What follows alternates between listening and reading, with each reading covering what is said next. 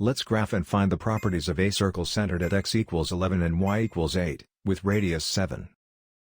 The center is the anchor point of the circle. The center is at x equals 11, y equals 8. The radius is the distance from the center to the circle.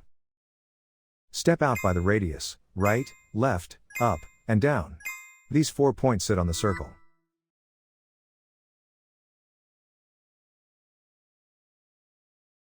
A circle equation uses center shifts on the left, radius squared on the right. Substitute the center values and the radius before simplifying the signs. Now simplify the center shifts.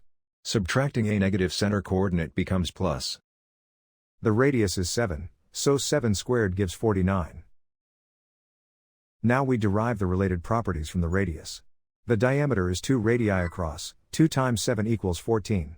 The circumference is 2 pi r, 2 times pi times 7 equals 14 pi. The area is pi r squared, pi times 7 squared equals 49 pi. So this circle is described by its center and radius.